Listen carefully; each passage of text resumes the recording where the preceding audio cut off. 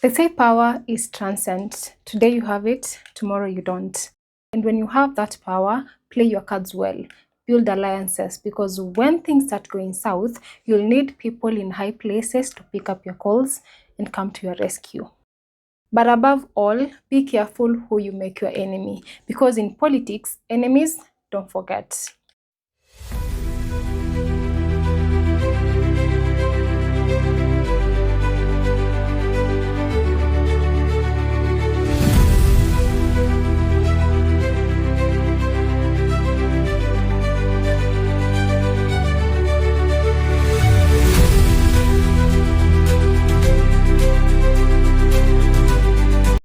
At the height of his power under Uhuru Kenyatta, Raphael Tuju served as the Jubilee Secretary General, and at the time, he made one bold move. He blocked William Ruto from using Jubilee Party headquarters for campaign meetings.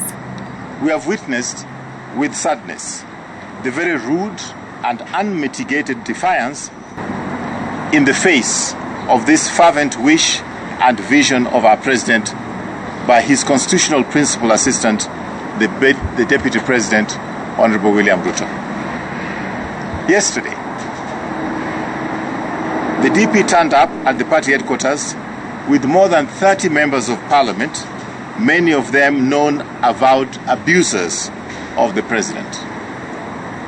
These are some of the foul-mouthed MPs that are on record attacking government programs like the Huduma number. It is disturbing that the Deputy President invites the same retinue to the party headquarters to give them a platform to increase polarization in the party.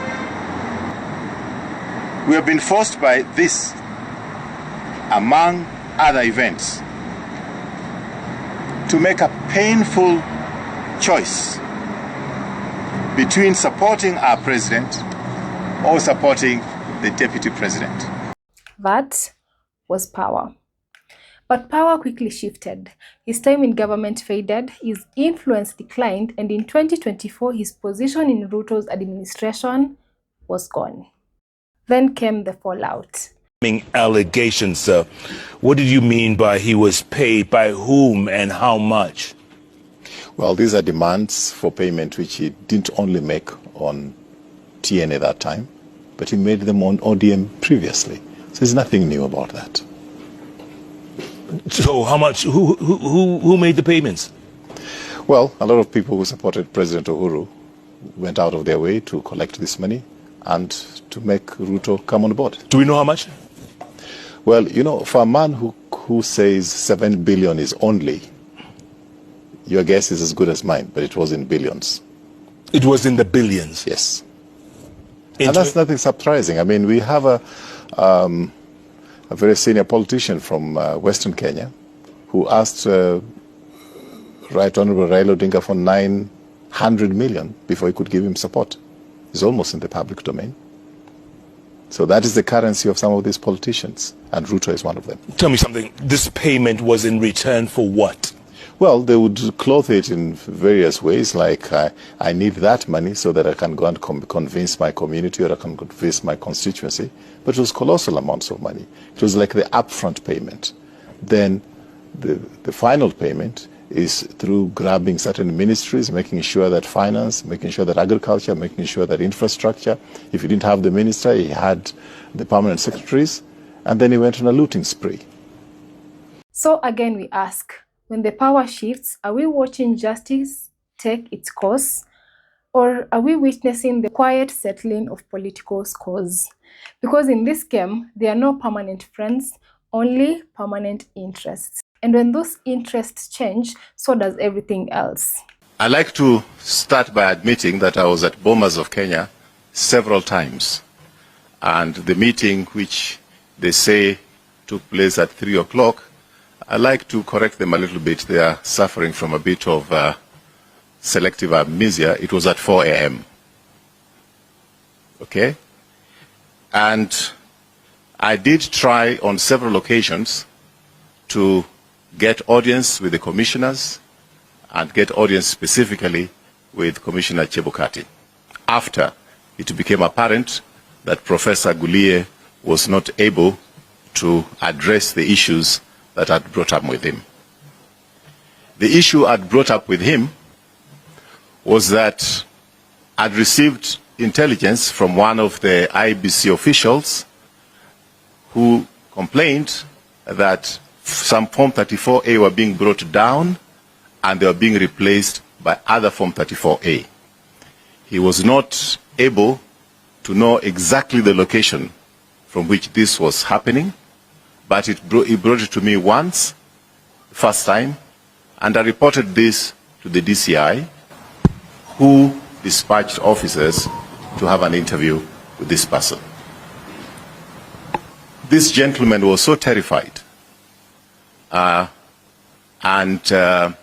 he actually mentioned the case that he had been threatened by Mr. Majan when he brought it up with him, that he should not play with him, he'll know who Mr. Majan is. Coming from the memory of Musandu.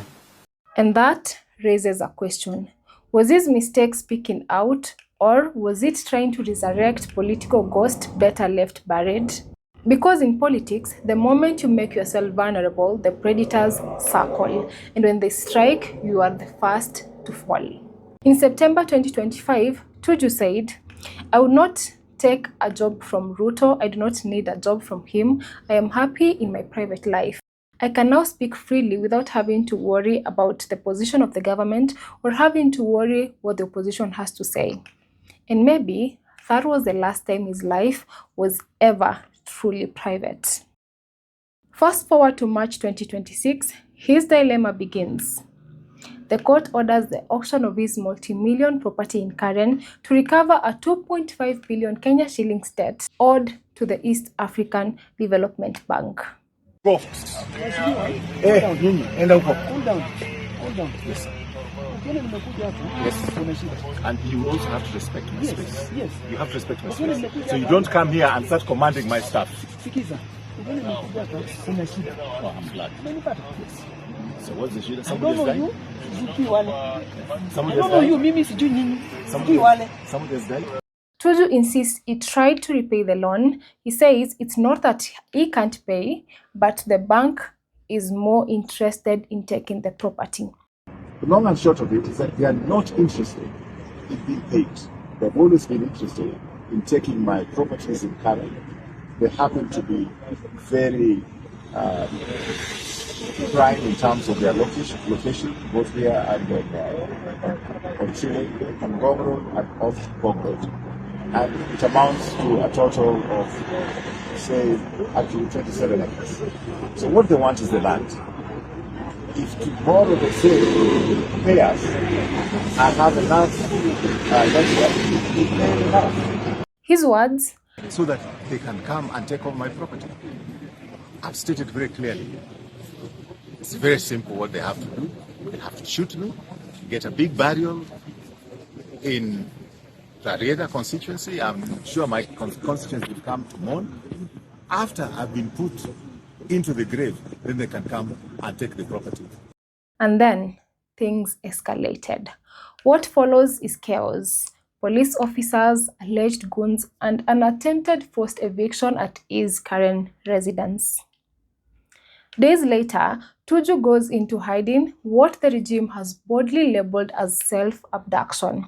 He claims he was being trailed, abandoned his car, and sought refuge in Kiambu. But when he resurfaces, before he can even finish recording his statement, he is picked up.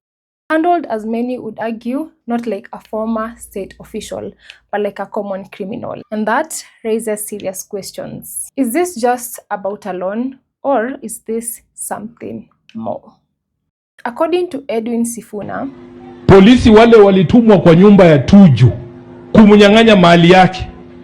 Hao polisi wanatosha kufukuza hao wakora wanaibia watu ng'ombe hapa Meru. Tuliambiwa na huyu Kasongo ya kwamba akiingia hata tumia asasi za kiserikali kuleta nini? Fujo ya kisiasa ama kusettle political scores. Why is this happening? Anatumia watu KRA, wameingililia hata banks. Ukikuwa na deni na bank, ile vitu moja alikuwa anafanya kitambo, anapigia director wa KCB, anawaambia hiyo loan ya Sifuna muambie kwanza leo, hata akiwa na pesa msichukue. Hatutaki pesa, tunataka hiyo mali ambayo ameweka pale kama security. Hiyo ndio vitu inaendelea Kenya hii yetu. And according to Jimmy Wanjigi, Raphael Tuju is not complaining because he has a bank loan that he's been unable to pay.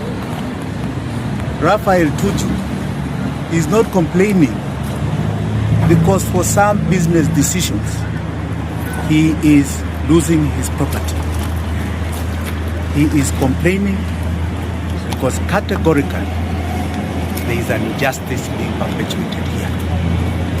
And what happens to Raphael Tuju is happening to very many other Kenyans. This is a land grab. And as expected, Rigathi Gachagua does not hold back. But we are telling you, talk to us. Raphael Tuju is one of your own. Amenyang'anywa mali yake yote na Chebet, proxy ya William Ruto. So what is really going on? Is this simply a financial dispute, or is it something deeper, something political? Because when all the signs begin to point in one direction, the question becomes harder to ignore. Is this about debt, or is this about settling scores? But Tuju, why don't you make a couple of phone calls now? Did you offend the state by spilling the beans? Because not too long ago, this was you, standing side by side with the President William Ruto, even after your accident. Allies, friends, power circles.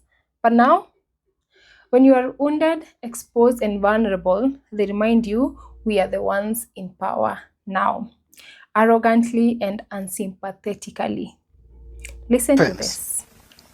Accordingly, Honorable Raphael Tuju has been arrested and booked at Karen Police Station to record a comprehensive statement explaining his whereabouts, the circumstances behind the abandoned motor vehicle, the reports filed by his family, particulars of the so-called Good Samaritans who gave him an accommodation somewhere in Kiambu, and all other related conduct. This matter, together with other recorded instances involving public officials, will be pursued vigorously and with the full force of the law. Our objective is very, very clear: to curb this emerging culture of deception and restore full public confidence in our security apparatus. Ndio unaona wengine wanajiabduct. Mtu akiona ati ndio apate sympathy. Sasa surely, and I have to say this express. Juzi jana nikiwa ndege nimetoka London, ninaambiwa ati Tuju amepotea. Nikasema ati nikaambia DCI amepotea.